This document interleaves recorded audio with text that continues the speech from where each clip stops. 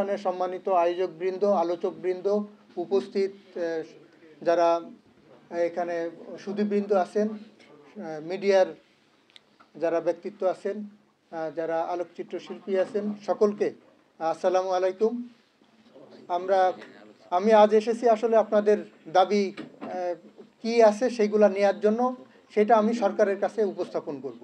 আর আমার বক্তব্যটাও আমি অল্প কিছু আকারে দিচ্ছি। তো আপনাদের দাবিটা আমি এই যে আমার ফোল্ডার আকারে এখানে দিয়েছেন, আমার পাশে উপবিষ্ট তারা ব্যক্তিরা দিয়েছেন, আমি এটা সরকারের কাছে উপস্থাপন করব। তার মধ্যে আমি দেখলাম যে আপনারা আপনারা 3 দফা দাবির কথা একটা বলেছেন, যে 3টি পর্যায়ে, যেমন 1519টিকে প্রথম পর্যায়ে, দ্বিতীয় পর্যায়ে প্রায় বাকি যে প্রায় 6000, আর তৃতীয় পর্যায়ে অন্যান্যকে বলেছেন। আমি বলবো যে আমরা কিন্তু অলরেডি 5টি দফা কার্যক্রমের সুপারিশ করে, হ্যাঁ, এই 3টির সাথে 3টি আরও 2টি, মোট 5টি পর্যায়ে প্রায় সুপারিশ এখন চলমান আছে।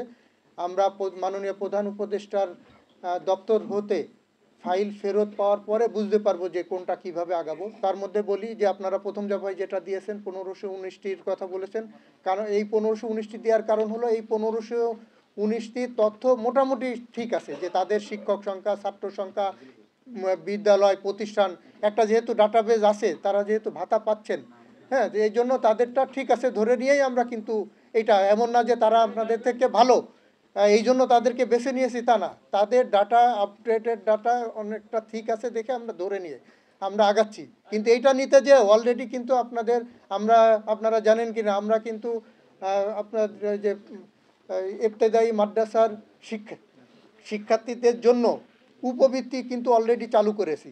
হ্যাঁ, এই 1519টাকে চালু করতে যে দেখলাম যে 1519টার মধ্যে কার্যত এখন আসলে 1300টি বাস্তবে আছে, আর বাকিগুলা বিভিন্ন কারণে বিতর্কিত, অথবা সংখ্যা ঠিক নাই, অথবা আগে প্রথমে স্বতন্ত্র ইবতেদায়ী মাদ্রাসা ছিল, পরবর্তীতে সেটা দাখিলে রূপান্তরিত হয়ে গিয়েছে, পরবর্তীতে নাম চেঞ্জ হয়েছে, অথবা ওখানে সেই শিক্ষক নাই, ছাত্র নাই, এই ধরনের বিভিন্ন সমস্যা আছে। কার্যত আমরা কিন্তু 1300 পেয়েছি তো আপাতত, আর অন্য যেগুলো আছে কেস টু কেস বেসিসে সেটাকে যাচাই করা হবে, যারা পাওয়ার যোগ্য তাদেরকে দেওয়া হবে।